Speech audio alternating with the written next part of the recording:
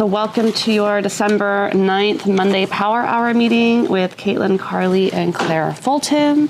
Got a lot of good news today. I don't know how you felt, but last week I felt a little defeated by everything online. I feel like there's just better news overall with the stats and the economy, not so much, but interest rates may try to help that a little bit. So we'll talk about that a lot.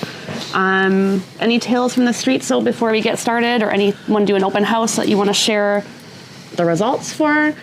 I know Erin held offers on Wednesday on a Scarborough property, and she got 15 offers, and it did sell for over asking. So I know she was really busy that day. So that's a good sign of the market.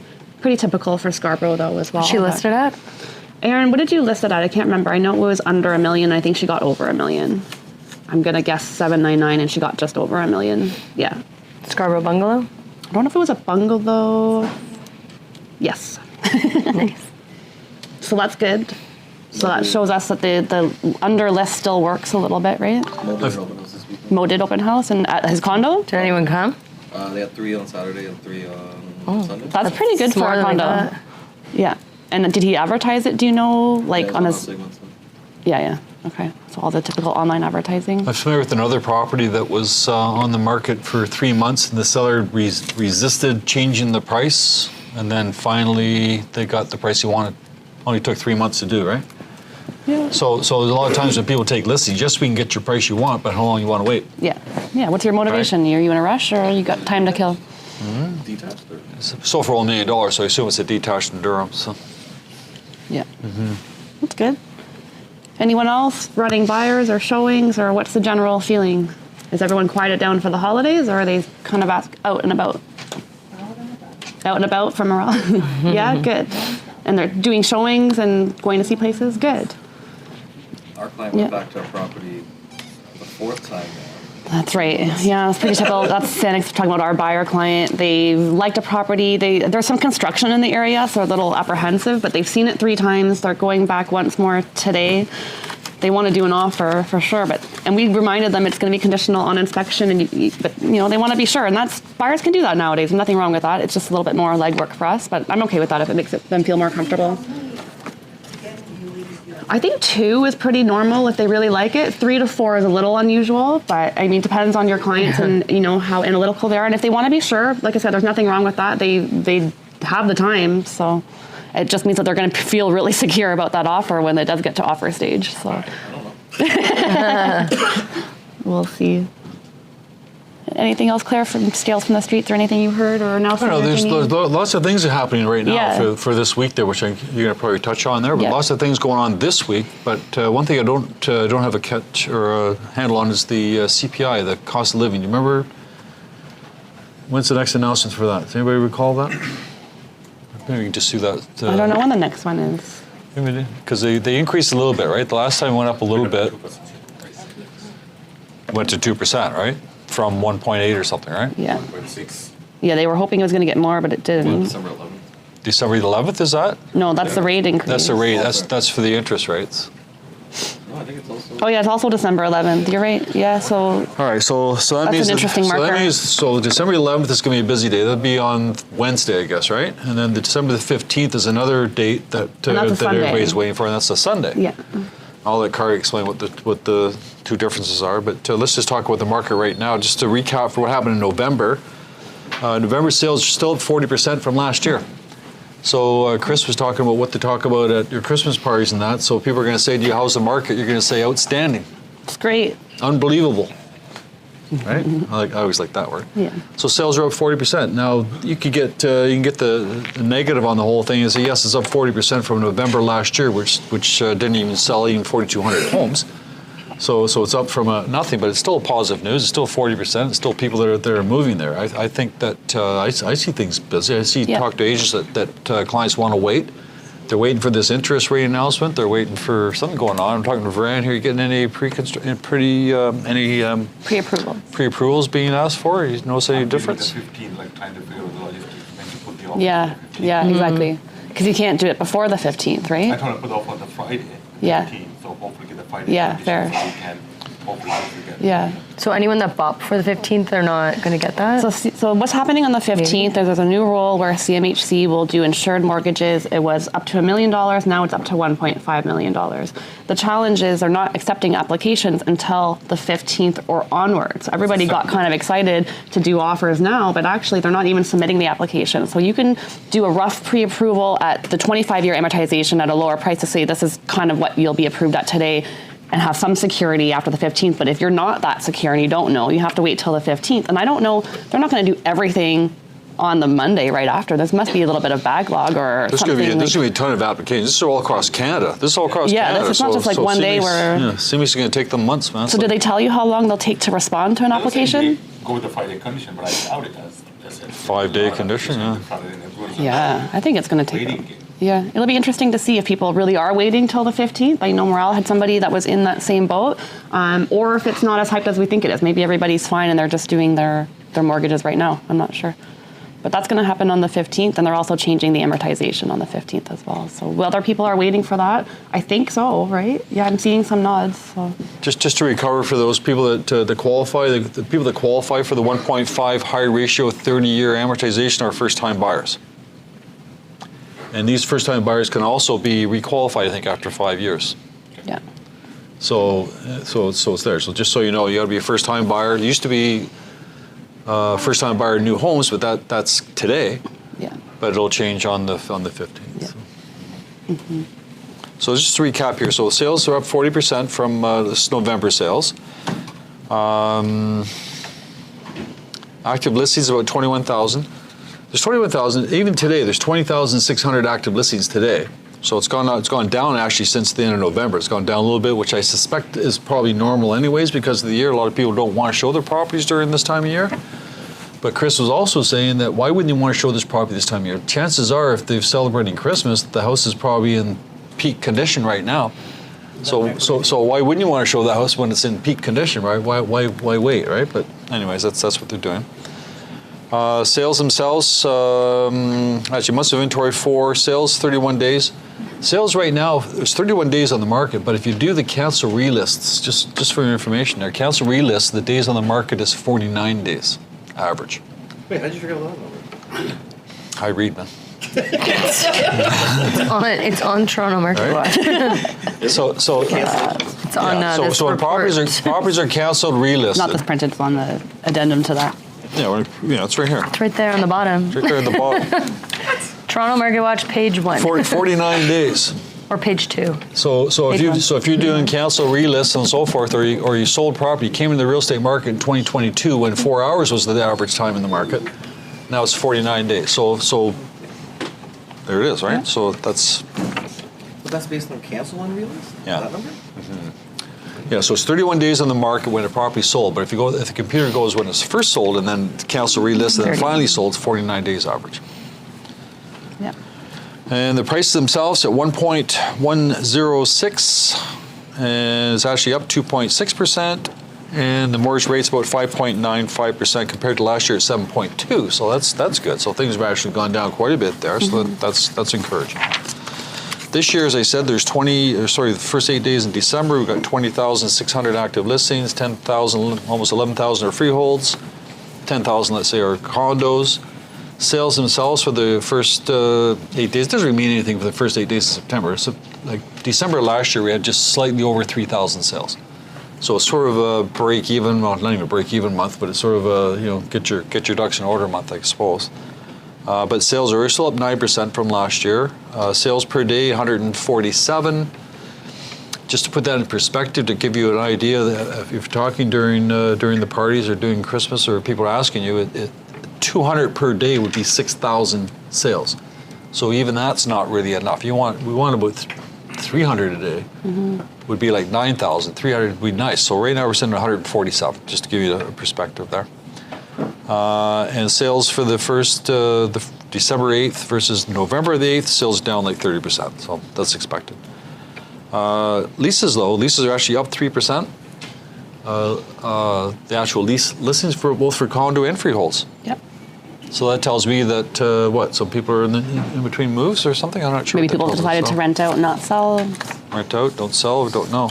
But So the market's okay, and I think that with the announcements coming up this week, I think the rest of the year is going to be pretty good, really good. I think so too. Yeah. So what do we think is going to happen on the 11th? Did you guys bet your nickel already? What is... I'd say a quarter point. Claire's saying quarter point. Bren is saying 50 basis points. So Bren's in line with all the banks points as well. Why do you think only a quarter? The reason why I say a quarter point is because the cost of living went up the announcement. Because the cost of living went up, and that concerns me. And the States, I don't know. The dollar is weak. In the States, it's funny. You got to be careful with, I don't know. Who are we? We're just pawns anyways. But Trump goes on and says how bad the Biden administration is and how bad the economy is. Biden says it's the best economy ever. But what I was reading the other day there, that the deficit the U.S. has, it's the biggest deficit they've had in the history of the United States. So that being the case, then bond rates have to go up. Therefore, it's going to be interesting. So that's why I say a quarter point. Do you think the tariff, like 25%, is going 25% tariff is very concerning. Yeah. I thought we were going to come with the 51st state. Does anybody here object to coming to the 51st state? No one does. Right? Nobody objects? No. We're practically there anyways, right? So banks are saying 50 points because of our unemployment rate. That went up more than we thought it was. It's about 2017 levels right now at 6.8%. Personally, I know of about 4 friends in high-level corporate jobs that have got laid off this month. And all the jobs we created were all government federal jobs. So they weren't created by other corporations. It was all government-type jobs. So that's a concern. That's why the banks are saying people are still struggling. We're going to increase it 50 points instead. So decrease it by 50 Decrease points. it by 50 points, Okay. yeah. Because the unemployment rate's going up and there's no signs. And about 50% of that are people that are either looking for employment, so they're brand new out of school, or they're new to Canada. So most of the jobs is supported by that, which is sort of unfortunate. So that's why they're saying 50 points, because of all that. But like you said, maybe something else will happen this week. But I think the timing of the December 11th, both announcements are going to conflict a little bit. They're not going to have that information, right? So... We'll see. What are you guys hoping for? Half a point or a quarter point? Forget the guess.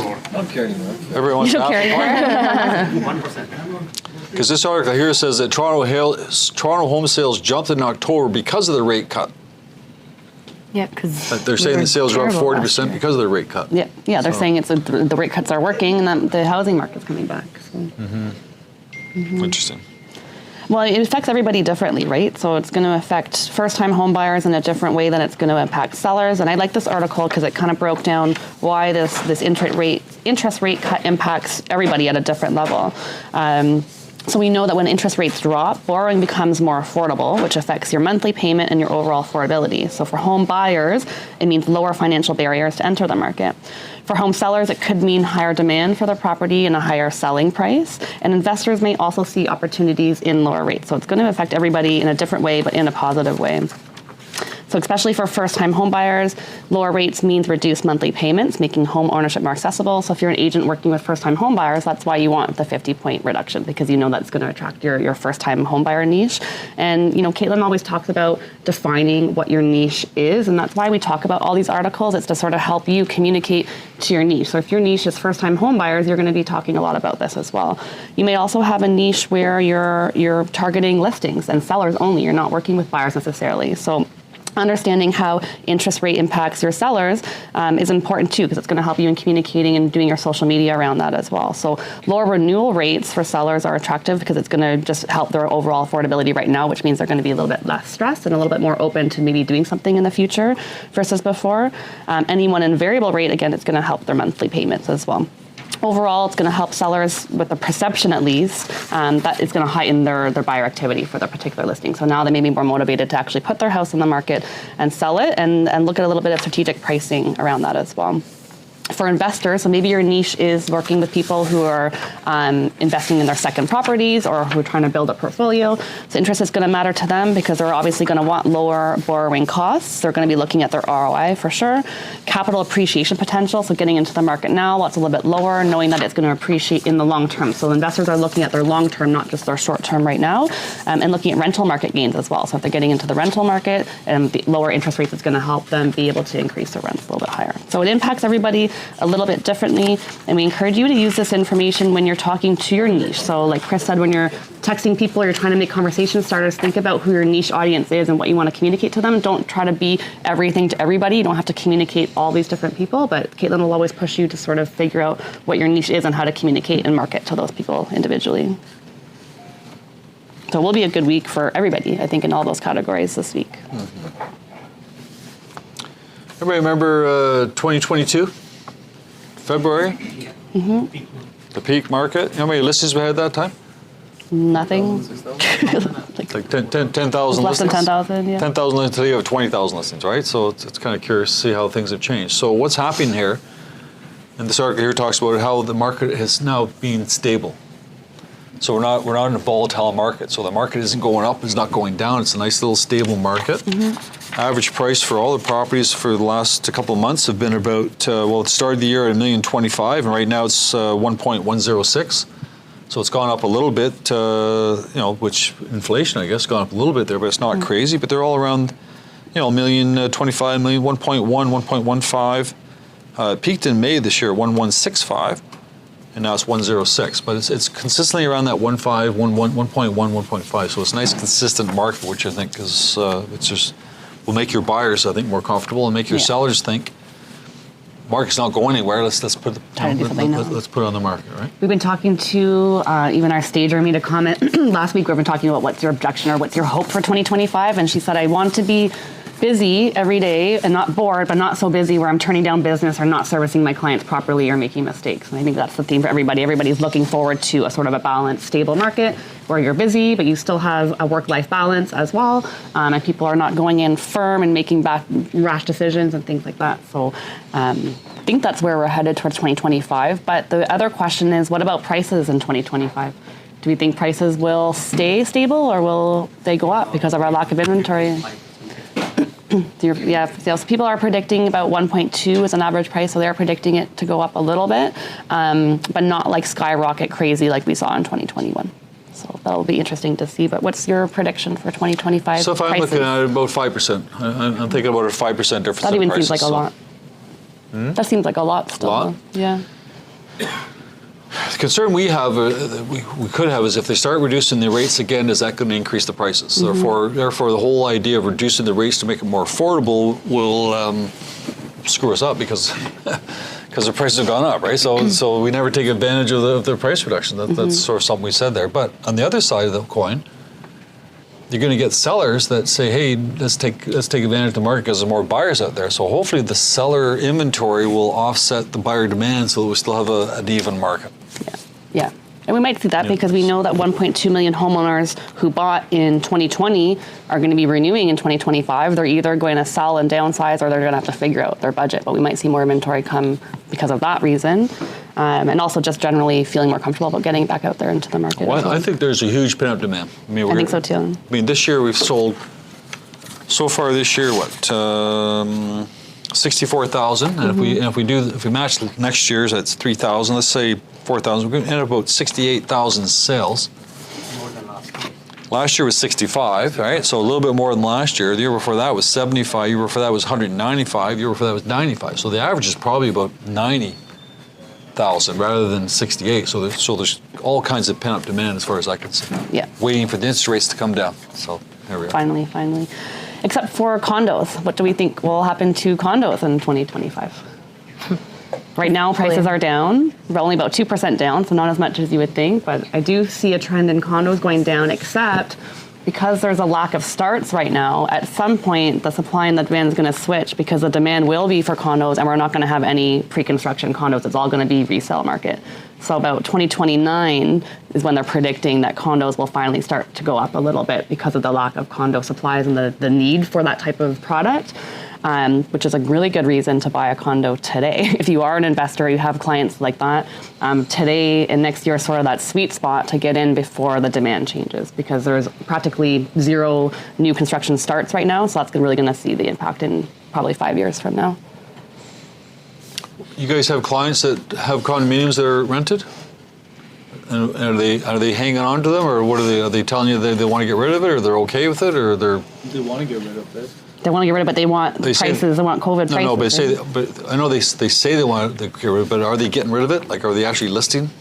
No, so one of my clients, he bought a condo for 1.1 in downtown. But it's a 2-bedroom condo. It's not going to get anywhere close to that price right now. So it's just like, might as well just keep it rented right now. And they're cash flow negative renting it? Yeah, and they're okay with that long term. Yeah, it is what it is, right? What are you going to do? So there we go. So we got a property of $1.1 million, right? And it's negative cash flow, but they're not going to get $1.1 million. So what do? Do you get rid of it or you hang on to it? What's the? Well, as long as it's not taking like a big hit right off the get-go, like, because it seems like if he sells it right now, he's going to make at least like $200,000-$300,000 loss. And is he? This client, could be any client, but does this type of client live in the place or is it rent? It's rented, No, right? rented. It's rented. Investment property. So what would you guys advise a client? If the guy's losing $10,000 a year in negative rent, and he's not making any money in appreciation, and he's going to lose $200,000, do you bite the bullet and get rid of it, or what do you do? I think it depends on their lifestyle and what assets they have, what their goals are. I had a client, we bought pre-construction, could not rent it or sell it for what he wanted to. We finally rented it out because he's in a position where he paid cash for it, doesn't have a mortgage, and long term he'll end up okay. But yeah, definitely that was not his plan. How much So- did you rent that for? 35? 3,600. So it goes back to what I said about Canadians a couple of weeks ago. Canadians, when it comes to mortgages, they'll beg, steal, and borrow before they go power sale. Yep. Not every case, but most cases. I think the power sales is like less than 0.5% or something, right? So even though the fellow's losing, I don't know, $10,000, $20,000 a year in negative rent, he's still not going to sell it because it's No, that's really- not just his only property. He has multiple properties. right. So, but everybody's He's different. got a Right? I'm sort of talking portfolio. as a general case there. So. Yeah. Curious. So you've talked about this before, but we've seen, lack of starts for pre-construction, but now instead they're doing purpose-built rentals. And so much so that they've quadrupled in the past decade, and now they actually have an oversupply of purpose-built rentals. They've gone up about 80,000 per year in 2022, 2023. They've doubled the average pre-pandemic annual increase, and now there's so many unit completions that it's actually outpaced population growth. So that's a bit interesting as well, that it makes sense for developers to go that way, but now also those are not being rented out because there's just too much supply. So I don't think that will last forever.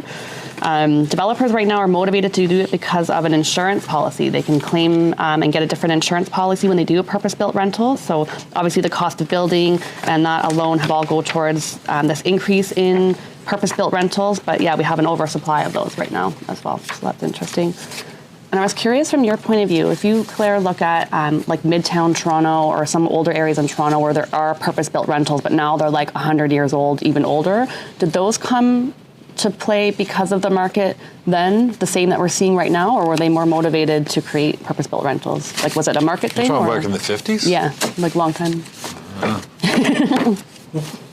Need to talk to him. He's been around for 50 years. Yeah, I'm curious if it's a cycle that's recurring where developers said, okay, let's do purpose-built rentals, and then they switched into, attracting more investors. But There's no basis of what I'm going to say here, but it seems to me back when purpose-built condos were being built back in the 60s and 50s, and I think pretty sure CMHC probably gave some type of incentives in order to help to build these places. Yeah. And then the government decided they're going to get out of the rental business and left it up to the private guys, condominiums. If it wasn't for your own guys buying condos, renting them out, they wouldn't be in a rental market. Yeah. But now they're realizing that they're screwing, rents are going too high, so now they're going back into the purpose-built rental. Yeah. And you say it's quadrupled here, you're saying? Yeah, in over a decade. Like I'm sure there's some more, I spoke about this one already, but I'm sure there's others around the city here. There's one at Whites Road and Kingston Road. At the northeast corner, there's probably a 400 unit building built right now, purpose-built rental. Yeah. I think the Mervish down there downtown, they're building purpose-built rentals down there as well. So a lot of these developers are realizing they can't sell the condominiums at a profit, so let's make it a purpose-built rental because the rents are so high that it's more profitable for them to do that than it is to do condos. But now they've got to hope that it gets rented out because now there's an oversupply of those too. So now they're going to be competing with each other. Okay, now there's another issue. So, so you want to stick to the rentals right now? Sure.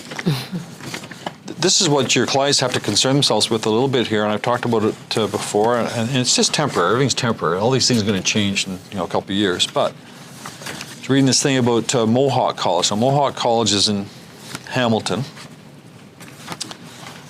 and because of the government not allowing international students, their budget is pretty much, and a lot of colleges have done this. A lot of colleges have done their business planning based on international students who have disappeared now.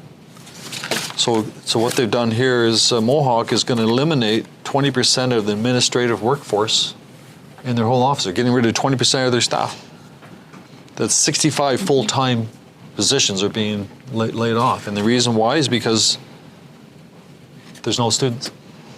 So what's happening at Ryerson, what's happening at Seneca, and what's happening to all the rentals around those places. So I'm just warning everybody again, if you've got tenants sitting there and you can increase your rent by 2.5%, you might want to think double about that because you don't know whether if that tenant decides to move that floor up or 2 floors up the same building. Yeah, for cheaper. You're got to be very careful. Mm-hmm. Another thing is that mostly all small businesses are depend on international. Correct. Sure. Yeah. All restaurants are depends on. That's right. And what it's saying here, so it's going to be a supply. It's going to be a shortage of workers for these retail food shops and the plazas and stuff. Mm-hmm. And I told you a couple weeks ago, we're familiar with a client that rented a place in April, and they have to leave because they're not renewing their work permit. The reason why they're not renewing their work permit because it was for low-paying jobs. In other words, the job they had was working in a fast food place, and the government saying this is not this doesn't qualify for immigration. This is like a entry-level job. Yeah. So they didn't renew his government eliminate LMIA program now. So when under the LMIA they can get PR, but they eliminate now for Ontario as well, right. Other states as well. Yeah. So now it's a great difficulty for everyone. Yeah, for Small sure. businesses cannot survive without That's right. that labor. Yeah, so be careful what you wish for, right? We all wish for more rate cuts, but the consequences of that, if they're reducing immigration or jobs are being eliminated, so it's always yin and yang. We talk about that every time. So it's going to be benefits to one, but there's a huge con to that. Yeah, it's interesting. We talked a little bit a couple weeks ago about the City of Toronto coming out with their own construction standards to make things a little bit more green, and that was part of their long-term goal. So this was outside the Ontario Building Code, and it was a whole set of like 200-page of rules that they were going to change. So now the Residential Construction Council of Ontario are actually filing a lawsuit against them to say that the City of Toronto does not have authority to control building code. And the developers are saying the new green code from the city is costing them more money. It's going to cause a delay in the construction of these properties as well. So they're actually filing a lawsuit against it to show to the Supreme Court if they actually have authority to make those changes. So a lot of them are coming together. Apparently they've been in talks for a year, so it's nothing new that they were not aware about, but they are surprised about a lawsuit because they were in talks. But there's only some municipalities that have actually taken on this new code, and Durham was part of that as well, and that explains why Durham's costs are so crazy to build right now. But around and close to Toronto, including Ottawa, Brampton, Ajax, Whitby, Pickering, Halton Hills, Markham, and Richmond Hill, most recently Mississauga, Brampton, and Caledon, have all filed a provincial gap by instituting the city-specific rules. So they've instituted those new rules, but now the Residential Construction Council of Ontario is trying to go against that to say that these new rules are actually causing lots of problems and it's going to cause a further delay in new construction. So we'll see where that goes. But it's true. The only person, I think Doug Ford was against them on that from the start on prohibiting those rules to come into play, but people are speaking out about it.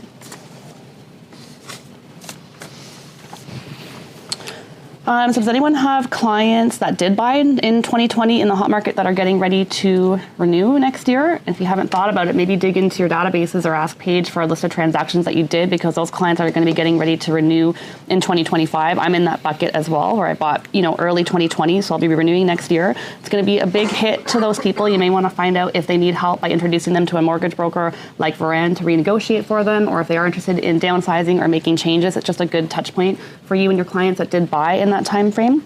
And then just some general advice for people that are renewing, so you can relay this back to them as well. But they're suggesting you give yourself between 1 to 3 months to shop around for the best rate. So don't wait till the last minute to go back to your existing bank. Maybe you want to hire a broker like Varan to shop around for you as well. They do recommend you use an independent broker versus a bank because they do have access to multiple lenders and they can fight and negotiate for you on your behalf.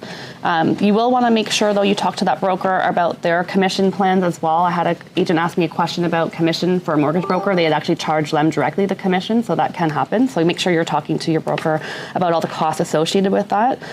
They're also asking or suggesting that you take a look at your personal budget and tackle some of your own debt first before you go back to renew.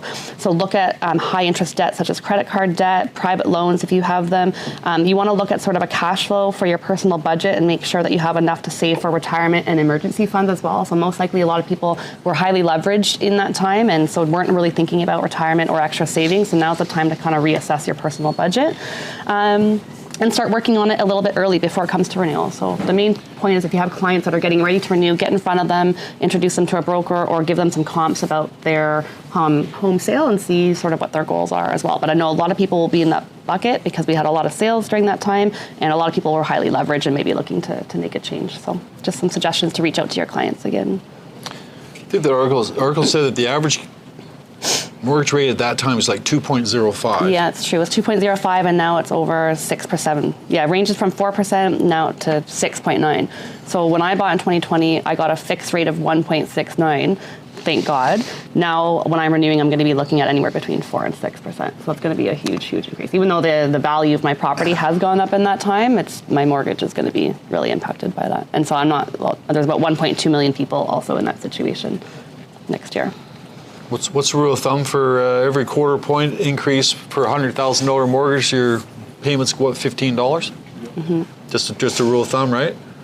So if you got a $1 million mortgage, no, hopefully. No. If you had $1 million mortgage, that's 10 times 100. So that's going to be $150 per 100,000. No, $150,000 per quarter point. So what's that? $150 more per month? It's not going to kill you. My main point Am I right? Is it? No, wait a second. $1,500 per month difference. Sorry, yeah. Yeah. All right. Is a 30-year amortization mortgage available to somebody that can discharge their mortgage? Is it available with the trust companies? And is the interest rate comparable? Like pretty much all the lenders have a 30 years. Some of them even have 35 right now, like B lenders. You're talking about trust companies and things Trust like companies, 35. It's about All right, so 5.89. All right, so I just want to be aware, okay? This is the reason why Varan's here. Obviously, if somebody's sitting there with Bank of Montreal or whoever it might be, and they're going to have to go from a 2% to a 5% mortgage, and it's going to kill them $1,500 a month, they can move it over to a trust company, get a 35-year mortgage, and that might save them, I don't know, $300 a month right there. So there's other options out there. Yeah. So when you talk to your clients, it's just not, what are the options? Here they are, right? Yeah. Yeah, make sure you present everything so they can make an informed decision, but rather than just renewing at whatever. Rather than saying it's so sad, it sucks to be you, right? Yeah. Mm-hmm. Yeah, no, it's true. Something else I just wanted, before I forget, I haven't written it down. So I talked to an agent last week, and he's got a property that was supposed to close last week, didn't close because there's a discharge penalty on the mortgage. And the seller was already up to there, and the seller couldn't discharge the mortgage, so the deal did not close. Anybody see a problem? Mortgage verification. We're the buying side. So the listing agent did not do their job. It's not our listing agent. Did not do a mortgage verification. So I got to tell you again, the purpose of the mortgage verification is for times like this, when they're not selling as high as they could, or they might be losing some money, or they're going to find out what that discharge penalty is. It could be $10,000, could be $20,000, could be $30,000. I mean, it could be a huge fee. Luckily, it's only going to be 3 months interest differential because the rates are going down. Had the rates been going up, then there could be the difference in the mortgages. But in this market, it's a little bit different. So it's going to be 3 months anyways, minimum payment, if it's even open. If you've got a 5-year mortgage and you're trying to sell it after year 3, you got 2 years left on your mortgage. What's the discharge penalty on that? It's after 3 years. So it'll be 3 months penalty, or would it be the difference in mortgages? Yeah. It could be. Could be both. Depending on the terms, so yeah. it's not just 3 months. Yeah. Some cases, it doesn't happen today, but some cases, some guys got a 5% cash back from, who's doing that? CIBC? CIBC, 5% cash back on a 5-year mortgage. Now they sell the house year 3. They have to pay a discharge penalty, just get rid of the mortgage, and they have to pay that cash back. And that's not prorated. And it's not prorated. So if they got a cash back of $15,000 in year 3 on a 5-year mortgage, they got to pay that $15,000 back. So that's why it's important to get the mortgage verifications. Yeah. Now, if you're on the buy side, though, you're not getting a mortgage verification. There are little signs that you can look for, like look at the property history and see what they bought it for. They bought it last year for like $1 million, and they're trying to sell it now for $950. There's a gap, and you can actually buy the parcel registry report yourself. Buyer or seller, sell side, right? It's about $30, and it will show you how many mortgages were applied to title. So you won't always think about that on the buyer side to do that, because you'd hope that the listing agent is doing that. But if you feel in your gut something's a little off, like the math isn't making sense, and maybe the listing agent is not very strong, maybe you buy the report yourself so you can figure it out before your buyer puts in an offer. In which case you would know what mortgages are on it. Maybe you can make it conditional on lawyer approval so that they can negotiate a little bit. But we were always so focused on the listing side that actually on the buyer side you have to watch out for that as well now too. So everybody knows that. You just go to Geo Warehouse, parcel registry, $35, $37, whatever it is, and you'll get what's registered on the mortgage. It won't show you what's left on the mortgage, but it'll show you what was registered to it. So. Now, years ago, not even lately, years ago I had some clients, the agents would go to a client and they say, I want your new mortgage verification. The client would say, no, I did it myself and I've already done it. Anybody know what I'm talking about? And I'll tell you what they've done. They've gone online and they've found out what's the outstanding balance on the mortgage. That's what they've done. But they haven't addressed the discharge penalty. So be careful then. Yep, fair. I have a client actually sold a property. The closing was on last week. The tenant is sitting there. They're squatting. They're not even living. The house on a power sale. So the bank now has tenants. So now they're begging them to leave. They give $10,000 cash in hand. They're from the same community. They're not leaving. So you say he's got a client that is trying to get, he sold the place and it was closing and the tenants will not move out. Now it's going on a power sale. And they're trying to They're do. on a power sale already. So Yeah. now they want to. So they're trying to do cash for keys. So it was a rental property. They finally sold the thing, thought they got rid of their problem, and now the tenant still won't go away, right? So. And this is why we were saying, like, if you had a tenanted property, would you take your buyer clients to go see it? And it's for this reason. You can give tenants all the proper notice and cash for keys, but you cannot physically take them out of the house. And they know that. So. And they call the cops on the seller. Yeah, of course. Yeah. That's messy. Sheesh. Is anyone working with buyer clients right now? Or I had this question last week, should I list the property for sale now or should I wait till the new year? And my question to her was, what's their motivation? And she said, well, it's about to go power of sale. I said, get it up on the market ASAP, do not wait. But there is some benefits to buying and selling in December.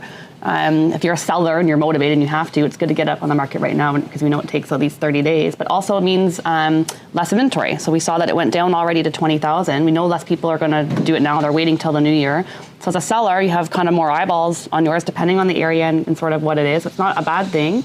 But you do have to be honest with your seller about prices and, especially managing that December in general is a little bit slower. But if they are motivated and depending on the pocket, could be a good opportunity for the seller. And then also on the buyer side, a little bit less inventory, but also less competition. So less bidding wars, most likely they're going to be able to get their conditions. So it's not always a bad time to buy or sell in December. In fact, it could be one of those sort of lucky months where it's a sweet spot between good motivation between the seller and buyer. So a good opportunity. So I know we're running with some buyers right now too. Not very many, but I am suggesting, depending on motivation, to list the house now, even though showings will be a little bit slower. There are some people kind of out there, and especially waiting for that 15th, we might see a little bit of a lift in about a week too. So not a bad idea if you have people kind of sitting on the fence.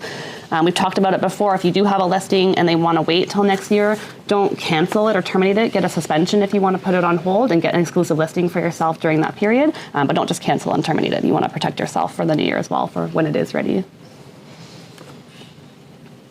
Just to go back to power sale there, just so you know, everybody knows power sales, right? You guys all taught power sales during school.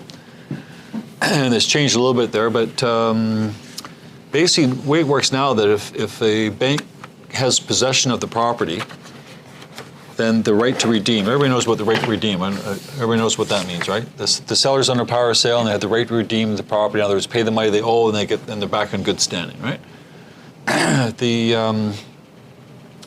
In this particular case here, we had one recently where we sold the property and it was power of sale and we had possession of the property as well. So basically the seller didn't have access to the property, couldn't show the property, but for some reason, the day before closing, we sold the property. The day before closing, the owner redeemed and paid up, and our deal fell apart. That was a pretty unique thing. So it's happened once in 45 years I've been around. Right? And the weird part about this one here, the house sold for, I'm guessing, I'm just making up numbers here. The house sold for like 1.5 million, let's say, and it had like a $1.7 million first, and had like a, I don't know what, $500,000 second, or whatever the heck it was. The idea was that the first mortgage was already more than what we sold it for, and somehow the seller still redeemed, so we figured it had to be the second mortgage that redeemed. They bought them out. The second mortgage. Second mortgage bought out the first mortgage, and they're going to wait out the mortgage and wait out the time until it goes up. The house itself may have been a grow up, maybe who knows what, but when the people left, they took all the doors off the house, right? We've seen this. Agent still alive? The listing agent still alive? I don't know. The listing agent or the seller? No, the agent? No. He worked, I think, he worked for a couple of months for that house. Probably. Yeah, probably. Anyway, so they redeemed. Anyway, so I've never heard that. Have you heard that, Brad? Not so close redeeming? to that, yeah. I know there's some of the second mortgage, they buy the first mortgage out and Yeah. they're renting it out. And But there's usually equity, but in this case, no equity. So they're just waiting. They're waiting the market out to see what they can do, right? or maybe some family money. Yeah, like Claire said, no one wants to let go. No, even the second mortgage don't want to Second let mortgages go. don't want to let it go. He's probably taking a loss. He probably took the first mortgage to buy the For sure. Well, it's complicated right now. We'll quickly go into Katelyn's stuff. I'll warm up the projector and stuff, but just to welcome some new agents. I don't know if they're online as well, but we have one here in person, Mackenzie. So welcome to the brokerage. She comes all the way from Aurelia. So if you have people doing showings out there, you can. She's there to help you out. You don't need to drive all the way. She drove all the way today because she had her TREB course. So she made good use of your time. But welcome. And then online, if we have her, Tia, sometimes she's online as well. She's in the Durham area. She's also young and fresh and ready to do like showings and open houses. And then Charlie as well, who is from West. He's close to, or he's Waterdown, so close to Hamilton area. So we can see a whole wide range of GTA people are joining Percy Fulton because we're virtual, and because we're in a province-wide MLS system now as well, so that helps too. So all those people are available to help, and welcome. Okay, Claire, do you have stuff before we transition over to Katelyn? Just one last thing here. Well, I got a bunch, but last thing. Prop tax. Just to keep you up to speed on that. A lot of people have been paying Barry board to be able to have access to other boards. 90% of the Ontario real estate boards now belong to prop tax. So if you're paying to have access to the Barry board, you might want to think about it because you may not need it. Maybe double paying a little bit. Right now, we've got the Toronto Real Estate Board. You have access to Toronto Real Estate Board. So in other words, Toronto Real Estate Board, all our listings are on Realm. We've got the Durham. You got Quinte, which would be Belleville area. You've got Northumberland, which is Cobourg. You've got Peterborough. You've got Kawartha Lakes. All belong to Realm. You've got the Niagara Association of Realtors. Belong to Realm. That's a new one. Mm-hmm. Kingston area is Realm. Timmins, Cochrane, Temiskaming. Anybody go up there? Yeah. There you go. Good. They belong to Realm. They all belong to Realm. It's all the same system. Ottawa Real Estate Board belongs to Realm. So that's the new one as well. Cornwall belongs to Realm. Renfrew, Rideau St. Lawrence, Oakville, Milton belongs to Realm. Mm-hmm. Wow. Hamilton? Guelph, the One Point Association, which is Guelph and District, Hearth, Grey and Owen Sound belong to Realm. Woodstock, Ingersoll, North Bay, Realm. No Hamilton. No Hamilton. Someone was asking about Collingwood. Simcoe. That's Simcoe? Okay. Yeah. But I Waterloo, yes. Waterloo. Oh, you have access to Waterloo? I think so. Didn't you just say I Waterloo? said Guelph. I don't know about Waterloo. Oh, No. So what Well, happened? okay. What had happened here is that London, Waterloo, and Niagara Falls were supposed to join their own little group and have their own little power group, but then London screwed them up and joined RICO. oh, okay. Okay, so not Realm. Waterloo. Okay. So not Waterloo. So not I think Hamilton. Waterloo and Hamilton are they're going to be dragged into it as well Someone's asking- because their agents are going to say what's going on. Sudbury? Sudbury. Not yet. Not Not yet. yet. I would. They'll probably come. But why you want to go up there and not refer, I don't know. Yeah, I would. Yeah, I'm not No going to one wants to Sudbury. go so- That's a good thing, though. Do you want to talk about your healthcare thing?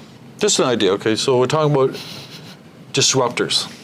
Anybody know what disruptor? You're here in real estate. Disruptors. Disruptor. What's a disruptor, right? I don't know. Disruptors in those cases, all they are is discounters, right? But anyways. Here's a company here that's getting involved in the medical field, and I don't know whether it's going to have any effect on real estate or not, but it's kind of curious to think outside the box. Has anybody been to a doctor lately? Anybody been to a clinic? What do you have to do? I have a doctor. I've been in here for 40 years, and he decided to turn to a clinic. So I have an appointment at 11 o'clock. I get there at 11 o'clock. I'm in there with 20 other people there. I get in there an hour and a half later, even though it's my doctor, right? You're lucky you even have a doctor. So it And sounds then I like the talk people to that are other trying to people that find a don't even have doctor. doctors, right? So here's a company and here's the doctor's complaints. There's too many patients. You ever talk to your doctor? There's too many patients. Too many patients right? and too much paperwork. And too much paperwork and too much overhead and too much responsibility for staff and too much responsibility for getting locations and equipment and blah, blah, blah. So they have AI. So here we go. So here's a company here who is setting up in downtown Toronto. They have 6,000 patients, and they're telling patients right from the very beginning, you're going to be recorded on AI. This conversation with the doctor and yourself will be recorded by AI, and when you leave, you'll have a report on what we talked about, what the suggestion is. And your follow-up appointments. And your everything follow-up else. appointment is all done through AI, and it's all done through this thing, and everything's modern, it's up to speed, and they're controlling the number of people that show up, and so on and so forth. The company is owned by TELUS. What? And TELUS My what they're Health. saying here is that Rogers has gone into the sports and entertainment business, and Bell has gone into the entertainment, like TV. Media, yeah. TELUS is going healthcare. So what they've done, they've got this place, and they hire the doctors, they hire the staff, they hire the equipment, they pay for the rent, they do everything. All the doctor does is show up, talks to the patient, and away they go. So this, to me, seems to be. So how is that real estate-wise? How do we, you know? But we still control under OHIP. It's still Yeah, it's so all doctors are still funded by OHIP. That's the same process, but now the AI is taking care of the paperwork, the booking system, the billing. But they're working with two systems concurrently, and the AI is what's helping them be efficient in doing that. And the money that the doctor gets from OHIP to do the doctor stuff, they're paying 10 or 15% to TELUS to pay for everything, pay for all their stuff. So it's curious, eh? Yeah, it is. Sounds like a real estate broker. maybe our next thing is Percy Fulton Healthcare. Right?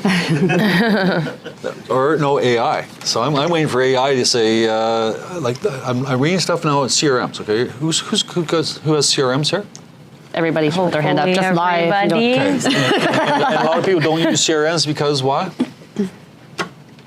There should be zero. No, excuse. because most agents are right-brained and they're not engineers or accountants, and they don't like writing stuff, then copy. They just want to talk, right? So why not have a CRM with AI that you talk to? And that's what you're. I'm not talking about Okay. that. Came out with something. So I Sorry, heard yeah. that Follow Up Boss has some type of thing there. So basically, what you're going to do there, you Follow Up Boss CRM, you're going to say to it, I just talked to Shanaz there, Paulad there. Can you put in my calendar a follow up on June the 5th? Done. Yeah. So Sirhan just came out with that. He raised $45 million for an app in the States that does that. So they're starting. We don't really have that kind So of I want to money. do but- something. Our goal in 2025 to do some sort of Fulton AI. Maybe it's like your transaction report is all voice, and you voice command your transaction report that gets sent to deal admin. Yeah. Maybe it's streamlining our offer typing, but we want to do some sort of Fulton AI. So if you have ideas, let us know. We're going to do something 2025. I was just going to talk about that. And yeah, okay. Have you guys opened Realm yet on your desktops? There's Realm AI now. It doesn't work very well. It's actually cool. pretty good. I looked up waterfront properties in Bowmanville last week, and they instantly got 20 properties right away. I don't know what types of prompts it's dealing with. Have you guys done it? I tried. It didn't work very well. I tried to do What did you look up? How I looked detailed? up, can you show me all available waterfront properties in Durham? But then I ended up taking Toronto. Oh, so I did Bowmanville and 17 popped So up. maybe I give tried it more White direction. Kitchens. Maybe that say Ajax, wasn't- Pickering, Whitby. Maybe they Yeah, I don't think know what pick a Durham city. is. How does AI not they have? I don't know. It just came out, so I'm sure it's going to need its tweaks, but I don't know. Play around with Realm AI. Maybe it's like, I don't know. I went to AI and it says, give me a CMA for all one-bedroom apartments in this building. Yeah. And did it? And it didn't do it. So it just came out, so it probably needs some tweaking. Yeah. But I would play around with it just to see. I think it even says, like, give me a list of properties in Ajax that have been on the market for 15 days or something like that. Something like that, but I don't know. I tried to look up white kitchens. It's too detailed. If you're like on the road and you need like a quick thing, it's not necessarily where you're doing your deep dive analysis, but maybe you're on the road and you do a quick search and Send me all the properties helps you from in this clicking all the market. individual categories, right? It can be kind of tedious. So. Yeah. Who knows? But should be interesting. I don't want to click on the right. Descriptions would be a major thing to get right. Yeah. Yeah. Actually, I copied the entire listing into ChatGPT and I asked it to give me the Yeah, full square I've done. footage. Yeah, It's pretty cool. it was cool. All the row sizes? It's all going to start to sound the same one day, though. I know. So I just had some stuff just to kind of go over with you guys. So we did Leaders Edge coaching today. Some of the stuff I agreed with, some I did not, but I'll talk about the things I didn't mind. But we were talking about how 90% of the people that you know will be taking time off over the holidays in the next few weeks. So he was talking about, because a lot of the time we spend doing our holiday communication with just our past clients, referral partners, people we've done business with. So he's just saying, don't just focus on your past clients and business connections, but also focus on your family and friends as well. So if you guys are sending out Christmas cards or you guys are sending out gifts or spending time with people, focus on your friends and family as well, whether you do business with them or not, and start to have some real estate conversations with them.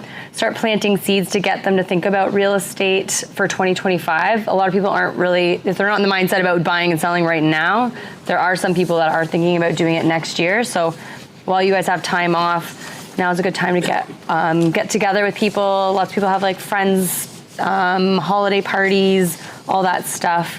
So get together with them. He had some conversation starters. I didn't love them. What was he talking about? Ask your friend what's on their Santa wish list for their house. If you were to buy a home. I feel like that would be a little awkward to ask. But maybe if you've got some new listings that are popping up in some of your friends' neighborhoods, you can say, hey, I've got a listing coming up in your neighborhood. Do you know anyone that's thinking about buying and selling in there? That would be a more comfortable conversation with me. But he's saying start planting seeds now. So start to talk about real estate when you guys are going to your family events, your friend events. Start to talk about what's going on in the market. See if you can figure out who's looking to buy or sell in the next year or so. Just some other tasks. He did have if you guys want some homework, he was saying visit 2 friends every day over the next 2 weeks. He said don't call them, go to their house. I would personally hate that if some friend just rolled up in my house, especially to talk about real estate. So there's other options. I would say if there's people you haven't talked to in a while, give them a call. Go get coffee. Would anyone be okay dinner. with a door knock? Does that, like, or is it just Like pop buys, if you guys are okay? dropping off gifts and stuff like that. So some people are okay with, like, so personalities. Okay, yeah. So the extroverts would maybe love this. So maybe you guys should do some pop buys over the holidays. If you guys are like, I know we're doing Lego flowers this year. Canada Post is down. So maybe think about buying some presents that you guys can actually go hand deliver to people this year. I don't know if we're sending out cards, if they'll even make it. So Sanic went to Costco, bought a bunch of Legos that they can create flowers with. So you guys can think about like doing stuff like that. I talked about Kalia. It's a flower company that you can put your entire contact list on an Excel sheet, and then they'll make the delivery out, send you one bill. So these are just some things if you guys are thinking about sending out some holiday gifts to people. So this is also a good time to get your CRM all organized because we're all doing CRM. So if you haven't done your CRM, this is the perfect time to get it started. So writing out a list of at least all the past clients, friends, family. If you can't give them a Christmas card, at least maybe go drop off chocolates. Mm-hmm. I think Rosemary Brown delivers like little gifts with chocolates and an ornament in it. She's been doing that for probably like 30 plus years to every single past client. So they'll take off an entire couple of weeks, split it up, and then they go deliver it. So you guys can also get out there and go do some pop buys and stuff like that if you'd like. It becomes a natural way to do your CRM. Like we just downloaded ours, and then we can see where there's some gaps. Like, okay, this was a new buyer at the time I entered them, but now they actually bought. So now I can actually plug in their new address, and there's like maybe only 5 to 10 edits that we have to make. But now our CRM is done for 2025, and it's because of the Christmas sends that drives it. So December just naturally is our CRM cleanup time. Exactly. It's just a really good way. And we like doing gifts that exist in their house. Like the Lego thing is on purpose because it's kind of trendy, but also they're going to build it and it's going to live somewhere in their house where they're going to see it and recognize it. We just did photos for a lease listing, and I noticed that he had the Toronto frame that I bought him on his wall. So that's, he's always thinking about you. Doormat, stuff in their like house. that. So think about tangible things where they're going to get reminders, because everything we do is strategic in that way. Yeah, doormats is another one that we've done. It doesn't always have to be branded things. It can be whatever you guys want, but think about that stuff. Also, this is a good time that while people are like low, like they're not working, everything's kind of chill. They got laid off, maybe. Maybe they got laid off. But it's a good time to reach out to some of your prospects that went cold. So maybe you did have some leads that said they wanted to buy or sell this year. A lot of those people are thinking about maybe doing something in 2025. So I gave you guys a hot sheet during our Systems for Success thing. So I would even start to write out a list of all of like those people that maybe have gone cold. Write a list of their names out and start reaching out to them. Last week I was doing it with the yellow envelopes. So all your Toronto buyers, we sent a yellow envelope reminder for the vacancy tax. That was a good touch point. Yeah. Anyone that was thinking about selling last year, send them some properties that sold in the neighborhood. If they were thinking about buying, maybe just say, hey, I thought of this property for you. So like you're just gonna send them some stuff right now. A lot of those people will answer right now. Even the people that said no, or like I had people that told me they were going to move to St. Catharines, and I keep checking Geo Warehouse and they have not moved to St. Catharines. So just keep in touch with them, because life events happen, things change so fast, jobs change, marriage, babies, there's so many life events that can happen in that follow-up time. So just keep following up, even if they said that they're not doing anything. Yeah, I did learn that this week. I had a couple clients that ended up having to refinance their home.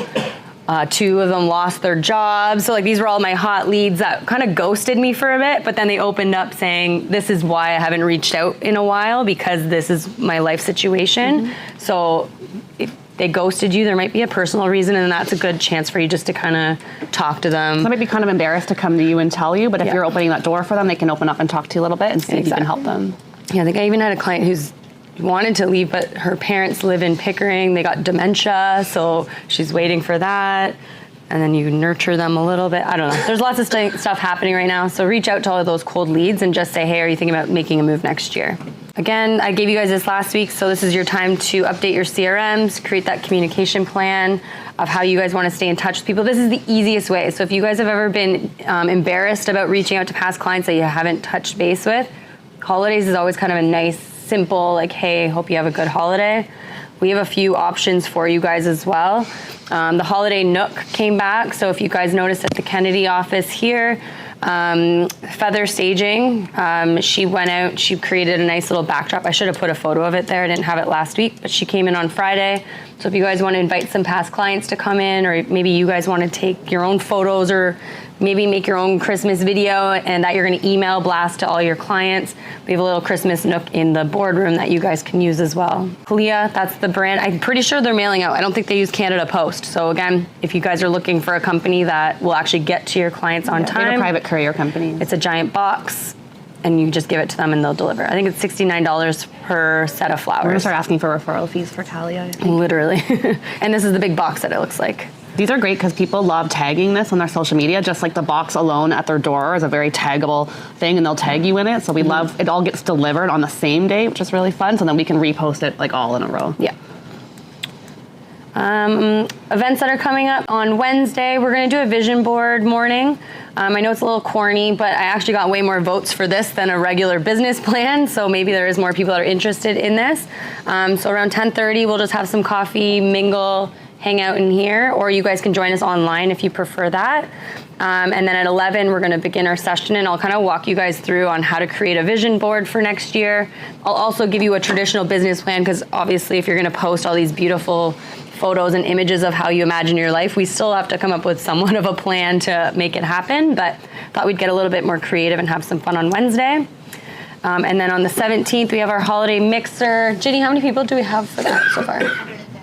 130. So that means I know there's a lot of you guys probably here or online that have not RSVP'd to Ginny. I think the last day was like Friday. Maybe we'll give you guys a couple extra days. Today's the final day. We do need to know if you're coming. We are having an open bar, so we need to know how many drinks we need to have, how many seats, prizes, all that. So if you haven't RSVP'd, do that ASAP. What's that? Yeah, exactly. If you want a there's lots prize, of you good have to prizes. RSVP. So we need your names. And then again, if none of you guys have done a vision board before or have no idea what I'm talking about, this is what it looks like, kind of. So what we're gonna do, I'm not gonna have come with like newspapers and clippings and all that stuff. I don't have magazines. So if you guys are coming on Wednesday, go create an account on canva.com. It's free. And then I'm gonna walk you through how to create this. So it's really just images that you like, how you imagine your life and visualize, manifest, whatever you guys wanna call it. And then we'll put it all on a nice little board. Maybe we'll print it. You guys can put it somewhere on your laptop, print it on, put it on your board, all that. Everybody knows what a vision board is, right? It's your goals. Yeah. I find it's a very creative way to do that. I have a weird story. I'll tell you guys about it on Wednesday, how I manifested some things in my life. I believe in this stuff. I think it's a powerful tool. Yeah. Could be a little quirky, but I think it's going to be fun. I think it's going to satisfy all the right brains with the same goal. I put out a poll on the WhatsApp group saying, do we want to do business planning as the traditional business plan, vision board, or both? Of course, everybody picked both, so I deleted that poll. You were saying that to be nice, to make it look like you I want to thought do more it people would different. pick one, and then I was like, scratch that, pick one. Which one would you rather? And more people picked the vision board, probably because we're mostly right brain, like Claire said, versus left brain. I think I had one person that clicked the traditional business plan. So we're going to do it that. And I think that's all I've got. So that's Wednesday. I'll send out another email today. Thank you. Just one more thing, then Carter can finish up. Okay. Yep. Just a technical thing here. So somebody, this deal fell apart. So I just wanted to make you aware of your phase 3 or phase 4 or 5, whatever you're doing nowadays. A buyer gives an unconditional offer to a seller. Agents, right? The seller says, okay, but you forgot to put Schedule B on the offer, so he added Schedule B to the thing, and then sent it back to the buyer and said, have your agent initial it, right? He never did. The second day, the buyer changed their mind, said he didn't want to close. So the question was, is it a deal or not a deal? The first one. It was unconditional offer to the seller, but they forgot to put in the Schedule B on the offer. Did they add on the form? They added on the form Schedule B. Yeah, then it's Earlier it was not there. Original MLS, I mean, original listing had a Schedule B. Original listing said include Schedule B, but the offer never includes Schedule B. It only had Schedule A, which was the terms, but never had Schedule B, which is just. It's a benefit of doubt. No deal. So at the end of the day, no deal. No deal. Just because Schedule B was not initial. Yes. What was on Schedule B? Did he put that in? Schedule B would have been the interest-bearing account. If it's a proper Schedule B, it should only be interest, but we know the reality. People throw a lot of stuff on the Schedule B. So the argument was it was a nothing clause. The argument was that I received a firm offer already, and then the court says, yeah, and then you signed it back with Schedule B. So they consider that a sign back. So you might think that you have your guard down. Well, Schedule B, what's that? Doesn't mean anything. What does that mean? Well, don't worry about it. But I tell you, when it comes to law and courts, and it's dum. There's no shortcuts. Mm-hmm. What about any initial is missing? Like buyer exactly. Initial, the seller has not initial. If you've got a willing seller, willing buyer, everything's perfect. But as soon as you got someone who wants to get out of a deal, they're gonna say there's no initial on that thing there, so it's no deal. It's exactly what lawyers look for. Any sort of hole or gap or anything in that agreement, they will look for and they will find it, and that's what they'll use. Yeah. So our responsibility, the seller agent or buyer agent, we have to make sure that all initials are there. Yes. Yeah. Especially in the declining market, buyers have. That's right. You got people that want to get out. You got to make sure your paperwork's in order. Mm-hmm. Good. A couple reminders. Your TREB dues are due December 31st. I think. Did we get a list of who's done it? It's not like only about 50% of people, I think. Usually, yeah. So they're due 31st. I know you're all going to wait till December 30th because that's what we're used to, but they are due December 31st. And that would include your TREB, CREA, ORWP, and ORIA. So they're all combined into one fee. And then just a reminder that this Friday is the last chance to make any changes to ORWP benefits. And actually, it's a good thing to go in and see what you did last year because I had an agent that accidentally put dependents on their benefits and they've been paying for dependents this whole time. Meanwhile, they're already students, they don't need extra benefits. And so now only till the 13th were we able to go in and remove those dependents so that there's a zero chance. So maybe just log in and see what you did in a rush last year and make sure you're not paying something extra that you didn't need to, like you might have increased your dental by accident or something.